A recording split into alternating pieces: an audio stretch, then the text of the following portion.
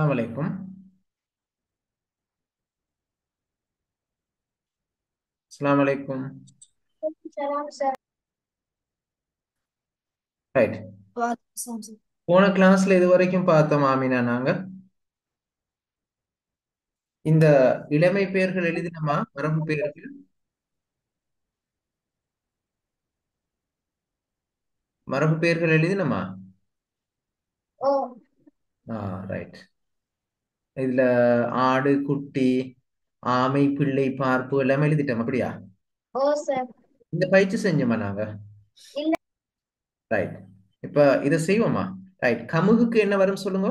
இளமை பெயர் கமுகுக்கு என்ன வரும்? இல்லை. பிள்ளை. கமுகண்டா என்ன? கமுகண்டா என்ன சொல்லுங்க. பாக்கு மரம் என்ன? ரைட். பலா. வேலை.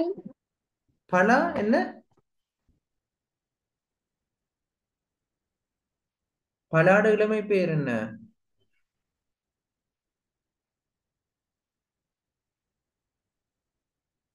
அப்துல்லா, உஸ்மான். பலா கன்று, தென்னை பிள்ளை, அணில் பிள்ளை, எலி குஞ்சு, கீரி பிள்ளை, பாம்பு குட்டி, கோழி குட்டி குஞ்சு, குச்சி. ஓநாய் குட்டி. குட்டி அல்லது பரல், மான் குட்டி. குட்டி அல்லது கன்று. எழுதுறீங்களா? Okay sir. ஓ சார், கமுகுக்கும் பல சார், கமுகுக்கு என்ன சார்? சமூக பிள்ளை. கமு. Okay sir.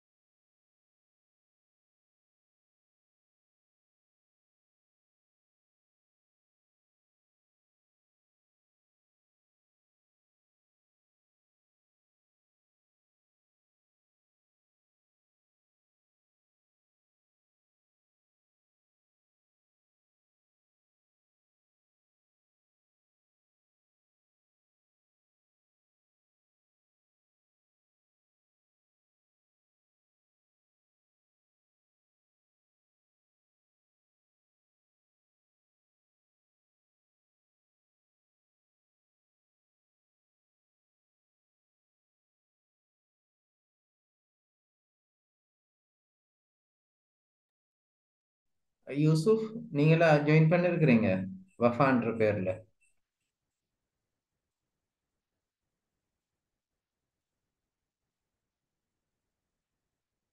ஃபாத்திமா வஃபா யார்? யூசுஃபா?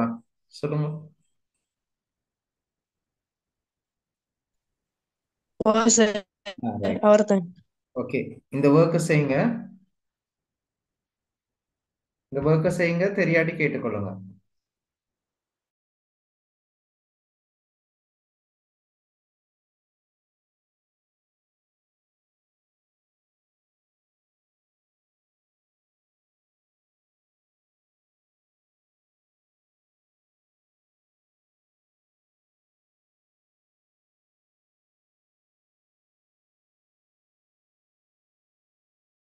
யூசுப் தான் சார். சார் நான் யூசுப் தான் சார். Okay okay.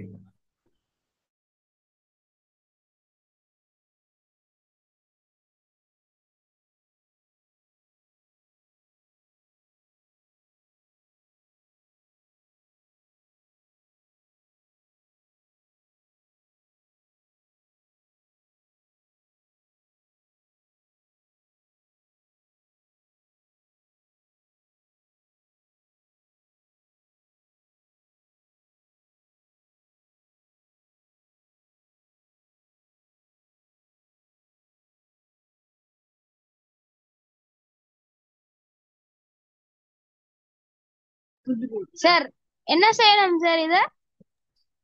பின்வருவனவற்றுள் இளமை பெயர்களை தேடி அறிந்து எழுதட்டாம். கமுகண்டா பிள்ளை, பலாண்டா கன்று, தென்னையண்டா பிள்ளை, அணிலண்டா பிள்ளை, எலி குஞ்சு, கீரி பிள்ளை, பாம்பு குட்டி, கோழி குஞ்சு. சரியா? ஓநாய் குட்டி அல்லது பரல், மான் கன்று அல்லது குட்டி. விளைஞ்சா யூசுப்?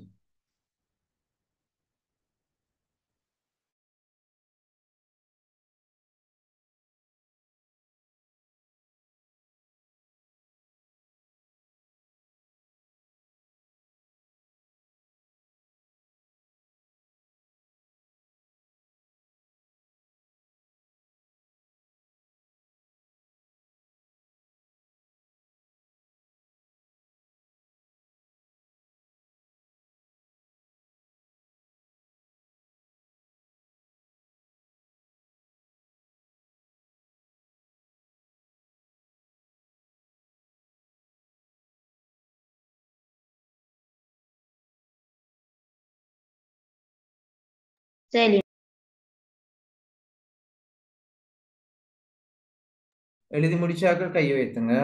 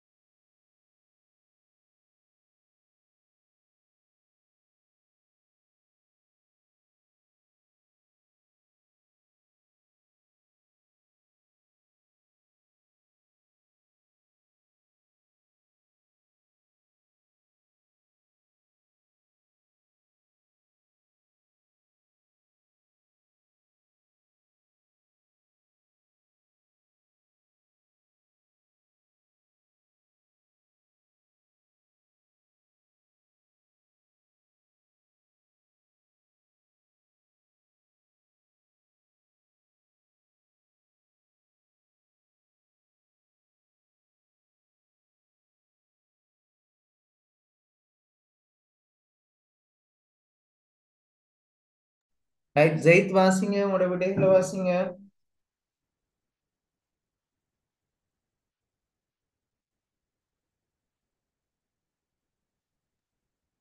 சார் வாசிக்கவா? ம்.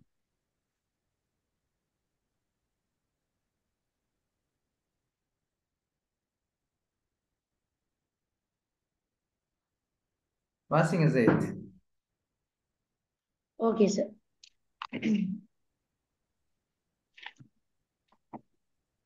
கமுகு கன்று, பலா கன்று, தென்னை பிள்ளை, அணில் குஞ்சு, எலி குஞ்சு, கீரி பிள்ளை, பாம்பு குட்டி, கோழி குஞ்சு, ஓநாய் குட்டி அல்லது பறல், மான் கன்று அல்லது குட்டி. ம். ஓகே, அப்துல்லா, உஸ்மான், யூசுப் சரியா எழுதிட்டீங்களா? அடுத்ததுக்கு போலாமா? யூசுப் ஓகேயா? ஆமினா பியாஸ் ஒரு இல்ல சார். எழுதி நான் முடிச்சிட்டீங்களா? சொல்லவா சார்? சொல்லுங்க. கமுகு கன்று, பலா கன்று, தென்னை பிள்ளை, அணில் குஞ்சு, எலி குஞ்சு, கீரி பிள்ளை, பாம்பு குட்டி, கோழி குஞ்சு, ஓநாய் குட்டி அல்லது பறல், மான் கன்று. ம். ஓகே. சார் தென்னை என்றா என்ன? தென்னை தெரியாதா? தேங்க மரம். யூசுப். சரி சார். ஆ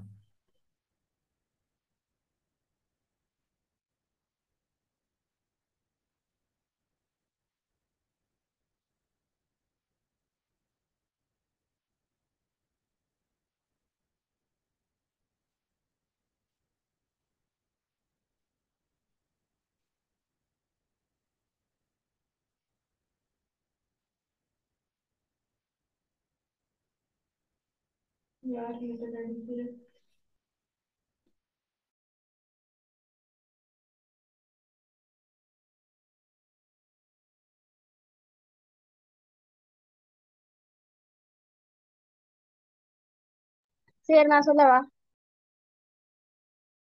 சொல்லுங்க.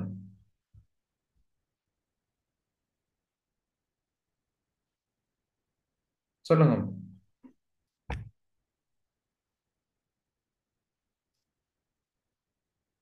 யூசுப். சார் சொல்லுங்க. கமுகு கன்று, இல்ல பலா, கமுகு கன்றுன்ற பிள்ளை. ஆ, கமுகு பிள்ளை, ம். பலா ம். கன்று, ம். தென்னை கன்று, ம். அணில் குஞ்சு, ம். எலி கு- எலி குஞ்சு, ம். அணில் குஞ்சு அஹ், பிள்ளையும் வரும, அணில் குஞ்சும் பிள்ளையும் வரும. ம். சார்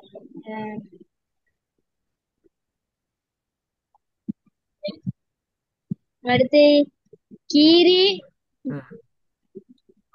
குட்டி, பாம்பு குஞ்சு, ம். கோழி, பாம்பு குஞ்சா பாம்பு குட்டி?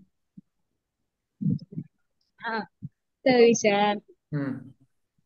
கோழி கொட்டை குஞ்சு குஞ்சு. குஞ்சு, ம். ஓநாய் ஓநாய் குட்டி அல்லது பறல்? குட்டி அல்லது பறை, மான் குட்டி. பறல் அல்ல, பறை இல்ல, பறல் பறல். சார் மான் குட்டி அல்லது கன்று. ஓகேயா? எலிகள்னா எலி குஞ்சு. ரைட். ஆமினா பியாஸ் வாசிங்க. புதிய பாடம் பாலித்திட வேண்டும் அம்மா. வாசிங்க. Okay sir. ம். பாலி திட வேண்டும் அம்மா. சேந்தனின் சோர்வுக்கு நான் காரணம் தேடிக் கொண்டிருந்தேன். சாதாரணமான உடற்சோர்வாக இருக்கக்கூடும் என்றுதான் முதலில் நினைத்தேன். ஆனால் அவ்வாறு இல்லை என்பதை வழமைக்கு மாறான அவன் நடத்தைகள் வெளிக்காட்டிக் கொண்டிருந்தன. நேற்றைய தினம் பாடசாலையிலிருந்து வந்திலிருந்தே சேந்தன் உற்சாகமாக இல்லை என்றுதான் இரவு சாம்பவி சொன்னாள். நெடுநேரம் பிரயாணம் செய்து வந்ததில் உடம்பு அலுப்பாக இருந்தாலும் நான் அதை பொருட்படுத்தவில்லை. கொழும்பிலிருந்து திரும்பி வந்த என்னை கூட நேற்றிரவு அவன் உற்சாகமாக வரவேற்கவில்லை என்பதையும் இப்போது நினைத்துப் பார்க்கிறேன். காலையிலும் கூட 7 மணி அளவில்தான் சாம்பவியின் வற்புறுத்தலின் பின் அவன் படுக்கை விட்டெழுந்தான். படுக்கையில் எழுந்திருந்து இரு கைகளிலும் தன் முகத்தை தாங்கி எதையோ யோசித்துக் கொண்டிருந்தான். இவனின் கோலம் எனக்கு வியப்பை தந்தது. சேந்தன், என்ன யோசனை? என் குரல் கேட்டு முதலில் அவன் சிறிது அதிர்ச்சியிருக்க வேண்டும். என்னை ஒரு முறை நிமிர்ந்து பார்த்துவிட்டு ஒன்றும் பேசாமல் இருந்தான். அழுதிருப்பானோ? அழுதிருக்க வேண்டும் என்பதற்கு அத்தாட்சியாக கன்னங்கள் இரண்டும் வீங்கியிருந்தன. என்னவாக இருக்கும்? சேந்தனை கவனிக்காமல் இவன் என்ன செய்கிறாள்? சாம்பவி மீது கோபமாக கூட வந்தது. சேந்தன் எங்களை பொறுத்தவரை தவறமிருந்து பெற்றவில்லை. இல்லைங்க இரும் மீனா, இப்ப இது வரைக்கும் நடந்த இந்த வாசிச்சதை யாருக்கு சுருக்கமா சொல்லுங்க. இப்ப இதுல சேந்தன் இருக்கிறாரு, சாம்பவி அவங்களோட அம்மா, மற்றது அவங்களோட அப்பா. அப்பா தான் கதை சொல்றாரு. இது வரைக்கும் நடந்த விஷயத்தை என்ன யாருக்கு சொல்லலும் சுருக்கமா? அப்துல்லா, அப்துல்லா அரூஸ், ஜெயித். சொல்லுங்க. சொல்லவா? ஆ, சொல்லுங்க ஜெயித். ம் சேந்தன் வந்து ம் அஹ், உம், இப்ப நேத்து ஸ்கூல் விட்டு வந்ததுலேருந்து அவரு ம் சோர்வா இந்த ஓ, டயர்ட் ஆகிக்கிறார். ஆ, ம் சோர்வா அடைஞ்சி அப்படிங்க. ம் சேந்தனுடைய அப்பா கொழும்புலேருந்து வரக்குள்ள ம் உற்சாகப்பட அந்த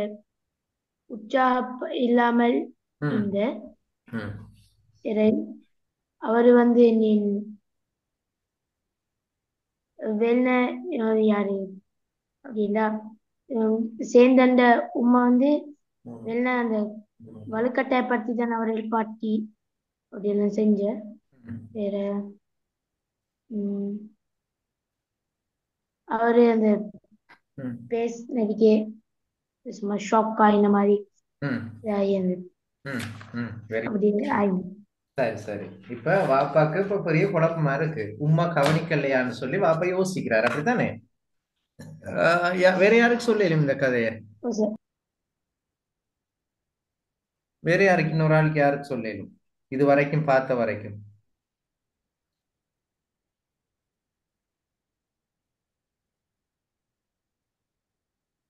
சொல்லுங்க. ஆமினா, அப்துல்லா அரூஸ், சொல்லலுமா?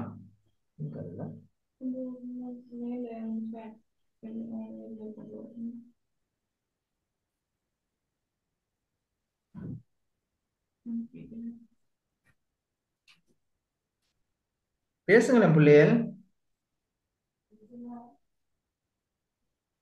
அப்துல்லா விலங் அப்துல்லா அரூஸ் சொல்லுங்களே.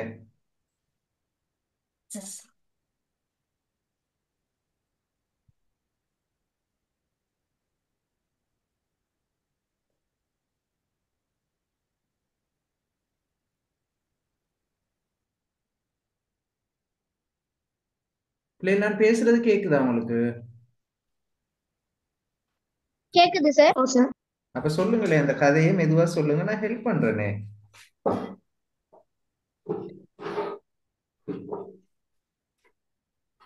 ஆமினா சொல்லுங்களே, இது வரைக்கும் நடந்த விஷயத்தை.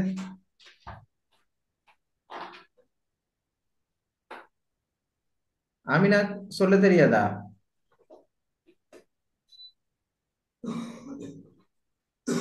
ஆமினா கேக்குதா நான் பேசுறது? சொல்லுங்களே அப்ப.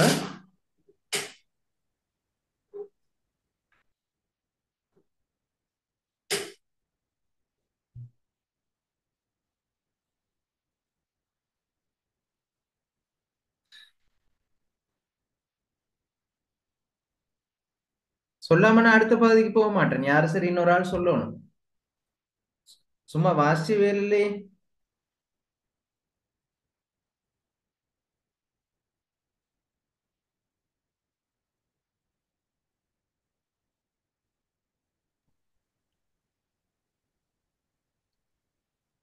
எம்ஐ அப்துல்லா சொல்லுங்க.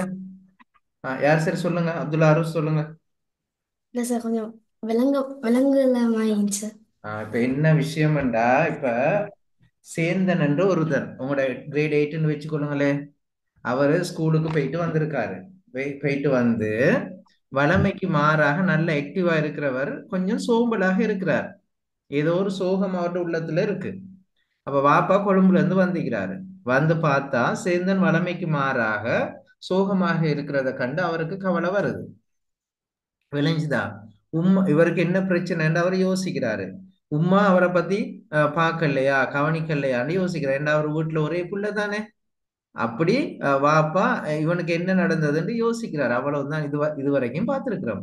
விளைஞ்சு அப்துல்லா, உஸ்மான், ஓ யூசுப். சார். இப்ப சொல்லுங்களே அருஸ், இந்த அப்துல்லா என்ன நடந்துச்சு? இல்லை, சேந்தன் வந்து ஆஹ்,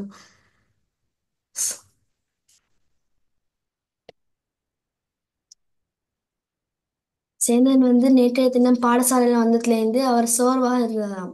ம். ஆமா, வளமைக்கு மாறாக சோர்வான்னு சொல்லிட்டு வந்து அவனோட பாப்பா வந்து இரவைக்கு வந்தோன்னே ம். அவரை பார்த்து இவர் சோர்ந்து போயிட்டீரா, ம். இவர் அம்மா ஒன்றும் கவனிக்கலையே தெரியும் அப்படின்ட்டு யோசிச்சுக்கினே இருந்தான். ம். ம். யூசுப் விளைஞ்சுதா? எம்ஏ அப்துல்லா விளைஞ்சுதா? சார். ம். ம். ரைட். அப்ப அடுத்தது ஆமினா பியாஸ் வாசிங்க தொடர்ந்து. கவனமா கேட்டுக்கொள்ளணும் கதையை, இல்லாட்டி பாடம் விளங்காது. ம். திருமணமாகி 8 ஆண்டுகளின் பின் பிறந்தவன் மீது நாங்கள் மீதிலேயே பேசியிருந்தோம். அப்ப செல்லப்பிள்ளை இவங்களுக்கு பிள்ளையே இல்லாம இருந்து இவங்க மேரி பண்ணி 8 இயர்ஸுக்கு பிறகுதான் என்ன இந்த சேந்தன் பிறந்திருக்கிறான். அப்ப ஒரே ஒரு புள்ள மிச்சம். தவம் இருந்து பெற்ற ஒரு பிள்ளை என்ன. அப்ப அவர் கவலையா இருந்தா வாப்பாக்கு கவலையா இருக்குன்னு தானே. அதுதான் சொல்றாரு. சொல்லுங்க. செல்லப்பிள்ளை என்றாலும் சேந்தனின் செய்கைகள் வரம்பு மீறிவிடக் கூடாது என்பதில் சாம்பவி கவனமாக இருந்தாள். ஒழுங்கான வேலை பழக்கத்தை சேந்தனிடம் வளர்ப்பதில் அவள் கரிசனை எடுத்துக் கொண்டாள். காலையில் 6 மணிக்கு நித்திரை விட்டு எழும்பி இரவு 10 மணிக்கு நித்திரைக்கு செல்லும் வரை செய்ய வேண்டியவற்றை எல்லாம் சேந்தனுக்கு ஒழுங்காக சொல்லிக் கொடுத்தாள். இது யாரு? எல்லாமே சேந்தனுக்கு இப்படி எல்லாம் சேந்தனை கவனிச்சு கொள்றது யாரு? சேந்தனின் அம்மா. அம்மா. சேந்தன் அம்மா. ரைட். எல்லாமே எல்லாமே ஒழுங்காக நடந்தன.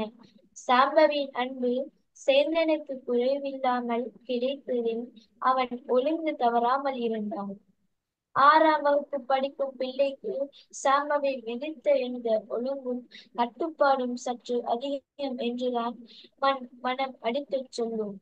சில வேளைகளில் அவளிடம் எதை எடுத்துச் சொல்லி ஏற்று வாங்குவதும் உண்டு. ரைட். அப்ப சேந்தன் அம்மா வந்து சாம்பவி என்ன. சாம்பவி என்ன செய்யறா? சேந்தனுடைய ஒவ்வொரு நடவடிக்கையையும் கவனமாக கவனித்து நடந்து கொண்டிருக்கிறா. ஒரு பிள்ளையாக இருந்தாலும் அவருக்கு கண்டிப்பா தான் வளர்த்து வாரா. ஆனா இது இந்த சில நேரம் சேந்தன் அப்பா நினைக்கிறாராம் இந்த கண்டிப்பு கூடையோ தெரியாண்டு யோசிக்கிற நேரமும் இருக்கா. அப்படித்தானே அப்படியே. ஓ சார். ரைட். ஜெயித் ஓ சார். வாசிங்க. ஜெயித் வாசிங்க.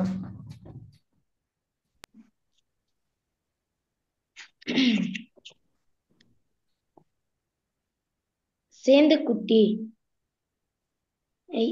சேந்து குட்டி எலும்பி ரீ குடிக்கவா? டிடியா? என்னிடம் ம். என்னிடம் ஒன்றும் பேசாதவன் அம்மாவின் குரல் கேட்டு விரஜையும் பசையையும் எடுத்துக்கொண்டு தண்ணீர் தொட்டியடிக்குச் செல்கிறான். ஆனால் அவனிடம் உசார் இல்லை. காய்ச்சலாக இருக்குமோ என்று நினைத்துக்கொண்டு அவனை பின்தொடர்ந்து சென்று உடம்பை தொட்டு பார்க்கிறேன். உடல் வெப்பநிலையில் மாற்றமில்லை. அப்படியென்றால் இவனுக்கு என்ன வந்தது? இவனிடம் விசாரிப்பதை விட சாம்பவியிடமே கேட்டு விடுவது நல்லது என்று எண்ணியபடியே குசினி குசினி பக்கம் விரைகிறான். விரைகிறேன். சாம்பவி விரைகிறேன். சாம்பவி, சேந்தனை கவனிச்சாய்தானே?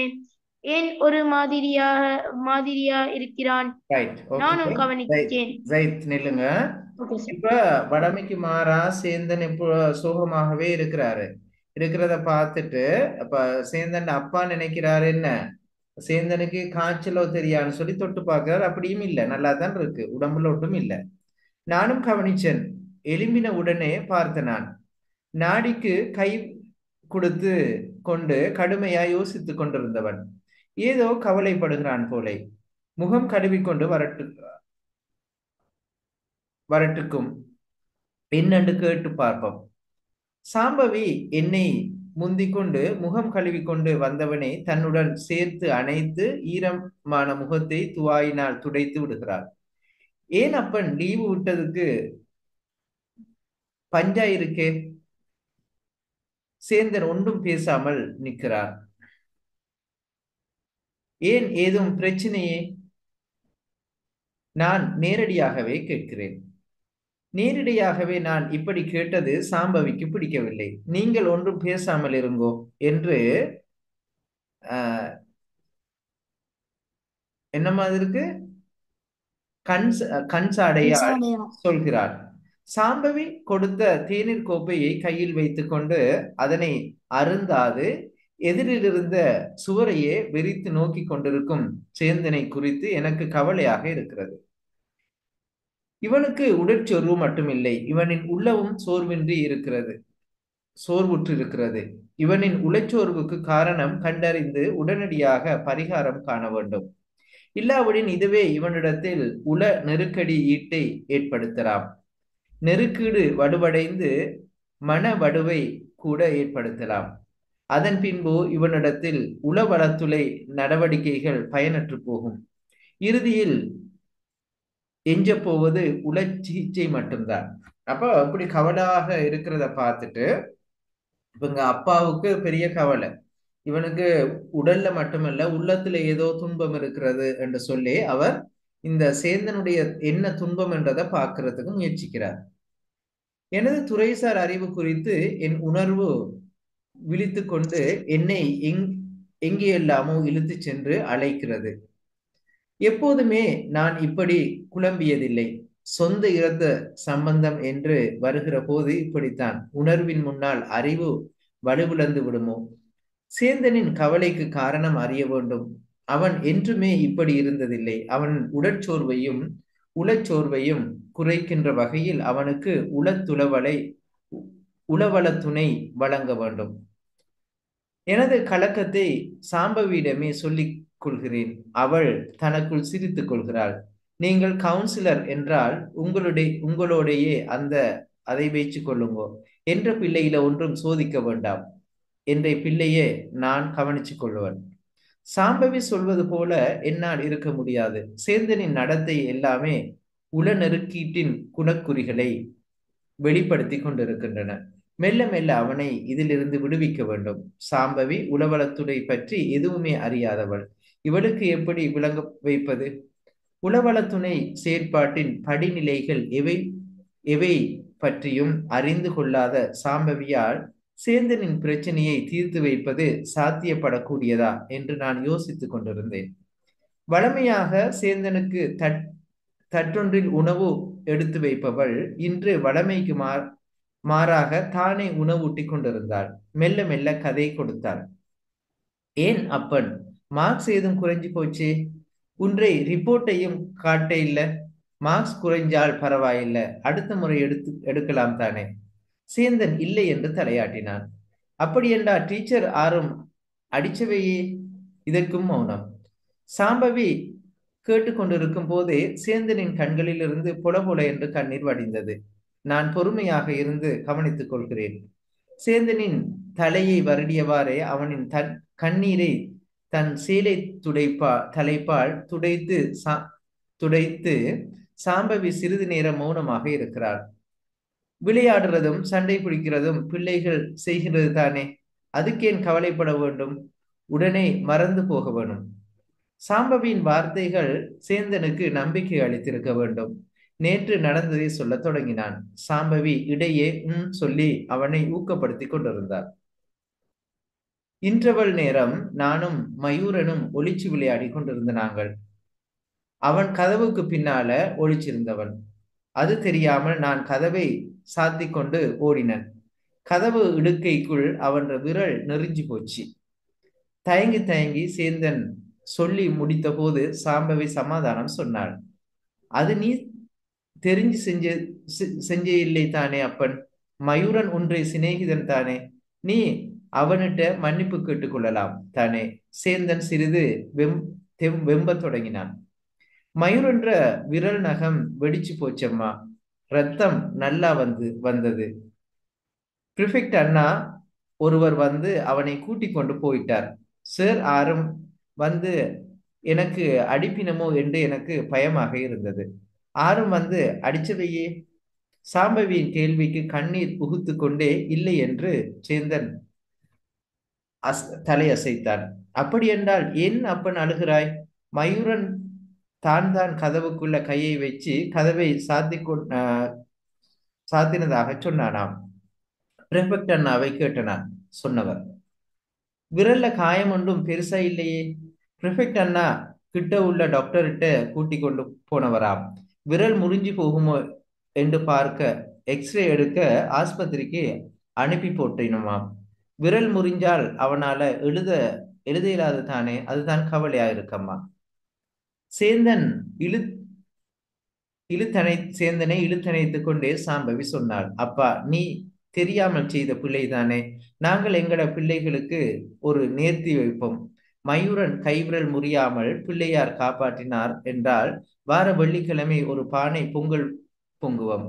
சேந்தனின் கண்களின் நம்பிக்கை துளிர்ந்தது போல் இருந்தது. சாம்பவி தொடர்ந்தாள். இப்ப மயூரன் வீட்டுக்கு போன் பண்ணுவோம், அவன்ற அம்மாவுக்கு நடந்ததை சொல்லுவோம். சொல்லிக்கொண்டே அவள் தொலைபேசியை நெருங்கும் போது மணி ஒலித்தது. தொலைபேசி எடுத்து பேசியவள் சேந்தனை சத்தமாக அழைத்தாள். சேந்தன் ஓடிவாங்கோ, மயூரன் கதைக்கிறான். விரலில சின்ன காயம் தானாம், எலும்பொன்று முறியல்லையாம். சேந்தன் துள்ளிக்கொண்டு ஓடினான்.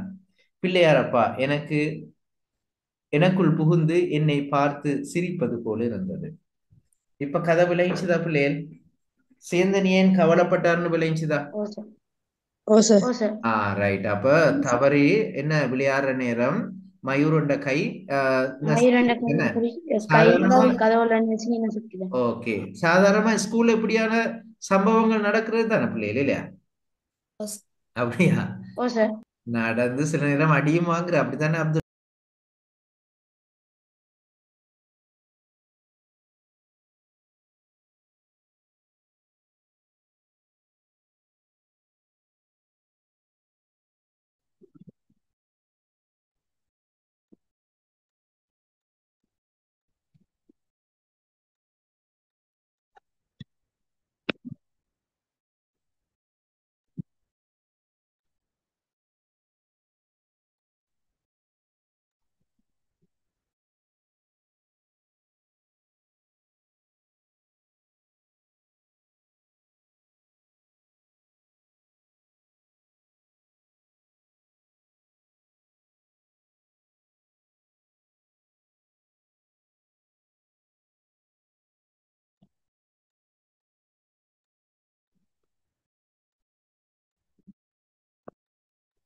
ஓகே பிள்ளைகள், ரைட். இந்த அரும்பதங்களை பாருங்க. அலுப்பு என்றா என்ன? அலுப்பு என்றா என்ன பிள்ளைகள்? சலிப்பு. சலிப்பு. ஓகே. அப்ப தவம் இருந்து என்றா சொல்லுங்க. நீண்ட காலம் வழிபட்டு. ஓகே. கரிசனை என்றா பரிவு கலந்த அக்கறை. கவுன்சிலிங் என்றா உளவல ஆலோசனை. Right, good. ம், பரிஹசித்தல் என்றா? கேலி செய்தல். ஓகே. அப்ப இந்த அடுத்த பாருங்க, குசினி என்றா? சமையலறை. சமையலறை. அசண்டை என்றா? அசட்டை அல்லது ஒன்றையும் பொருட்படுத்தாமல் பொருட்படுத்தாது இருத்தல். இருத்தல். ஆய்ந்தறிந்து. ஆராய்ந்தறிந்து. ஆராய்ந்தறிந்து, ரைட். கதை கொடுத்தல். பேச்சு கொடுத்தல். பிரிஃபெக்ட். மாணவர் தலைவர். பரிகாரம். மாற்று உபாயம். பாலித்தல். காத்தல் செய்தல். ரைட். ஓகே. அப்ப இந்த தலைப்பை போட்டுட்டு இந்த அரும்பதங்களை முதலாவது எழுதுறீங்களா? ஓகேயா? Okay sir. ம்.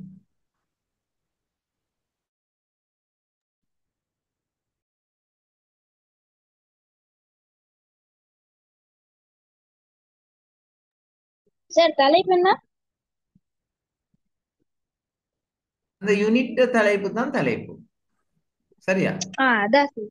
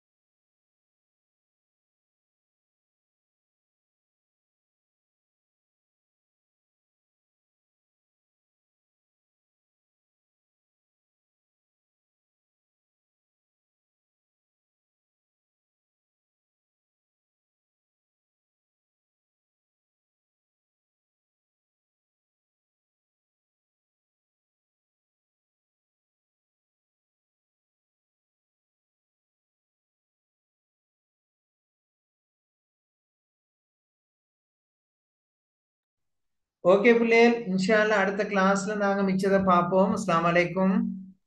வலைக்கும் அஸ்ஸலாம் சார். இதெல்லாம் உம்மா வர சொல்லுங்க. உம்மா வர சொல்லுங்க.